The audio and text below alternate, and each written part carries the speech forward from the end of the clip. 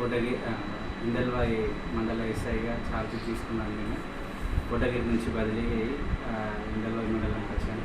శాంతి భద్రతల విషయంలో ప్రజలు మరియు మీడియా ప్రతినిధులు, ప్రజాప్రతినిధుల యొక్క సహాయ సహకారాల ద్వారా ప్రజలకు ఏ సమస్య వచ్చినా 100 డైల్ కానీ పర్సనల్గా మా పిఎస్ నెంబర్కి కానీ నా ఫోన్ కానీ చేసినా కూడా తత్వరంగా చర్యలు తీసుకుంటాం. ఏదైనా ఎటువంటి ఇల్లీగల్ కానీ ఏదైనా వేరే శాంతి భద్రతలకు భంగం కలిగించే విధంగా ఏదైనా ఉంటే గిట్ట మా దృష్టికి తీసుకురావాలి.